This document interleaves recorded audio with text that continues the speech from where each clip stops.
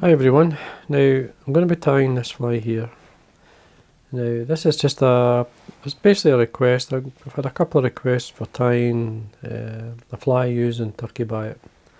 Now this pattern it's a basically parachute fly, but it's a very good fly, especially for March Browns. So if you want to have a good March Brown pattern, this is certainly one I would recommend. It's reasonably easy to tie. Now the hook size for a March Brown you'd need around about 12. 12 is about the right size for the actual fly, but you could tie this pattern in different sizes, it'll still work and it'll give an impression of an olive type pattern, as you might call it, a March Brown obviously, and one or two other flies, and it works extremely well. Now the thread colour I'm going to be using is the Lt-Cahill. It's a nice colour, I like it in quite a few flies. Now I've waxed it, so to get the position for the wing, what I normally do is run the thread along the shank about halfway, remove the waste, and then come halfway back up. And that gives me the position for the wing. Now the wing, I'm using a brown dun ultra dry yarn. This one, I'll just show you. It's called ultra dry yarn. This one's from Fully Mill. It's a nice colour. It comes in a big, huge hank. And you can pull off, it comes in strands, so you can just take one off. You've got 2 or 3 flies out of length, so the easiest way to do it, to put it on, the way I like anyway, is to get maybe just over an inch in length, come underneath, and obviously on my side, come up and bring both ends, the long end and short end together, and then what I do is like 2 or 3 turns in front, and then I come round the back and post both lengths together, 2 or 3 turns. It's a bit fiddly at first, but you can get it done.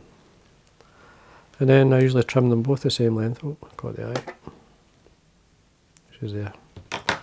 You need you could obviously cut it to length, and you could hold it, but you need a wee bit extra so that you can wind your hackle, the parachute hackle. Now, I like to put my hackle on nearer the end, so I just leave it at this point.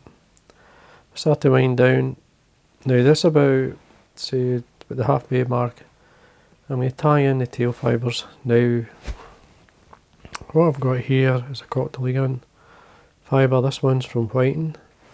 Now the name of this one I'm going to show you, it's a saddle I'm actually using.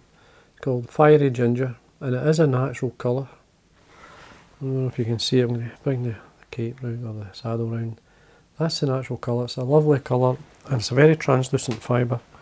Now these saddles cost, if I remember right, around about $50 or so, but you'll get tons of feathers, fibres out it. So you will, if you can get one, I would recommend. Now tail length, it's up to yourself. I usually round about at least the hook length in this fly. Number of fibres, I like a few fibres, to be honest with you. I usually bring them 90 degrees from the stem of the feather and then tear them away. Now, tail gives an impression of obviously a tail, gives support to the fly, as well at times I feel it gives the impression of the trailing shuck of the fly when it's hatching. So that's why I don't mind putting a few fibres on. Now the length, as I say, hook, so that's going to be over the back, so I'm going to catch this on the way down. Just keeping it on the top of the shank as I wind to the back of the hook. Now you can keep it straight if you want. Some people like it that way. I like to come underneath with a turn, pull towards the eye, lift the fibre up slightly, and then do a turn on top. Just to lock them in. And that just slightly opens the fibres, spreads them a wee bit, and gives the fly a lot more support. Now in this fly, I'm going to trim away the waste at this point. Especially a March Brown, when they're hatching, sometimes the fish seem to concentrate a lot on the emerging fly. So quite a few times I would actually either trim the tail away to drop it, or some way pull the fly so it's sunk the back of the hook.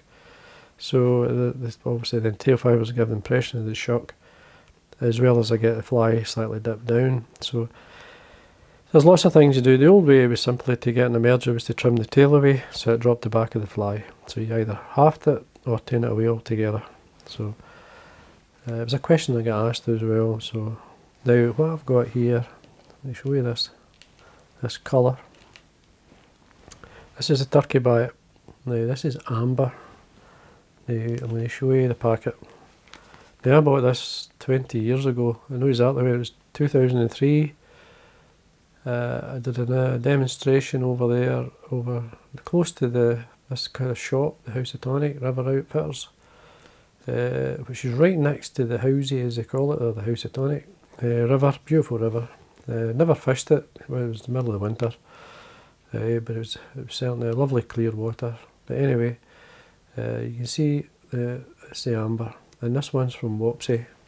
Now, there's other companies, one here I use the Adams Grey is a great colour, and this one's from Orvis, they do this similar. So when I was over there it was like great to get some of these materials.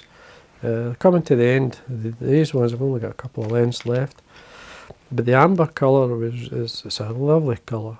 It's just a nice colour for this fly. I feel it is anyway.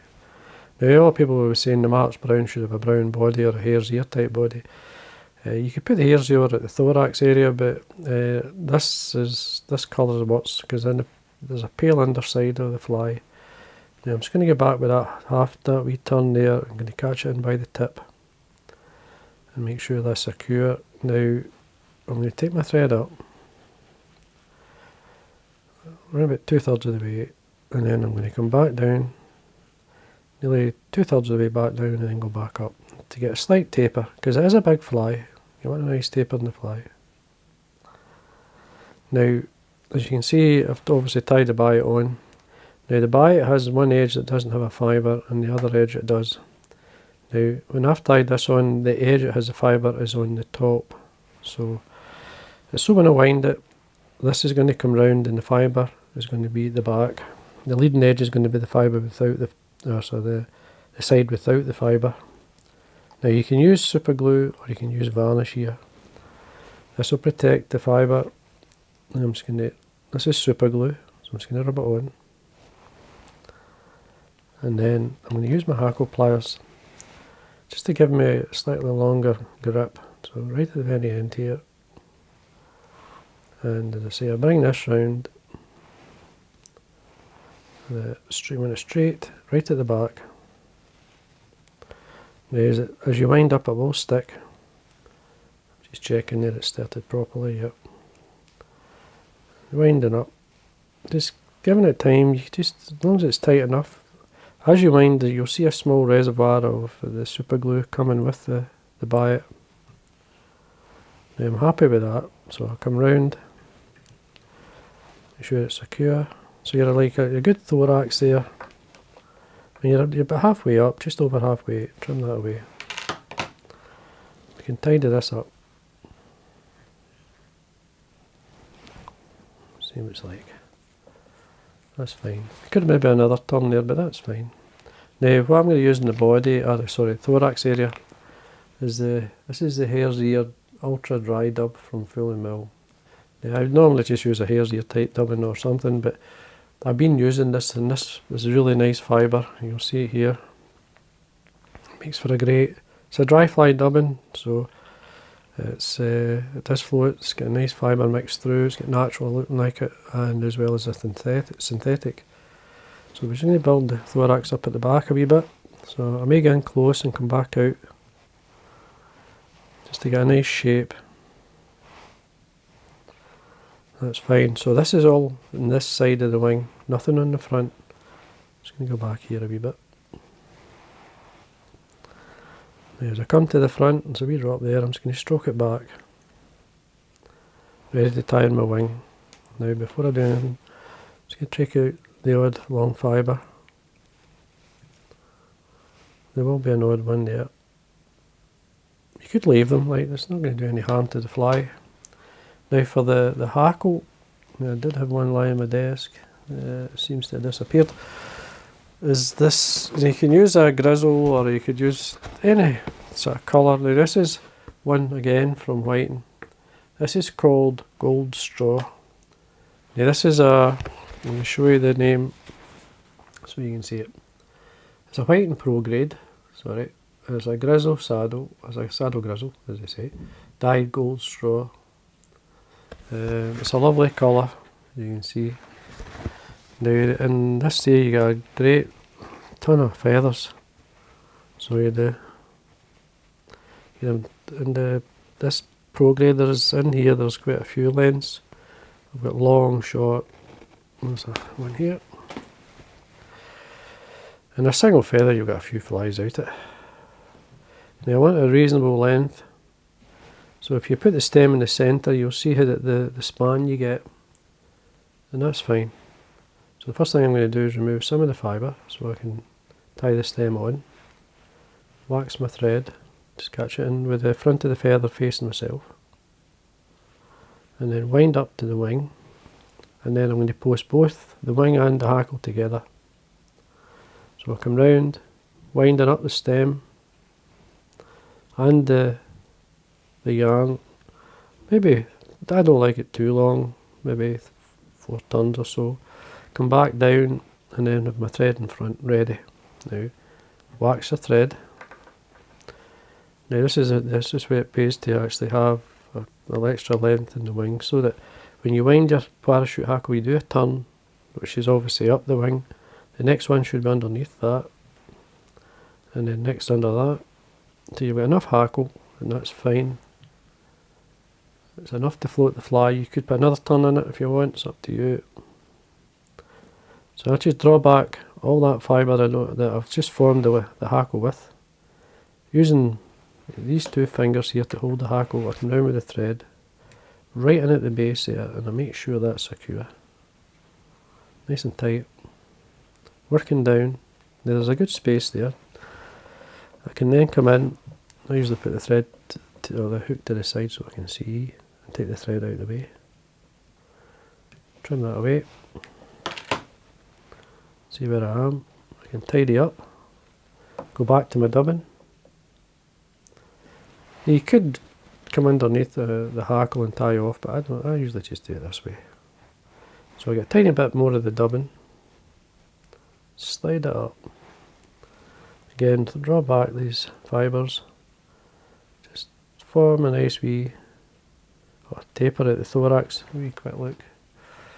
To draw a tiny wee bit more, just to build up a wee bit. Again, just take it out of the way.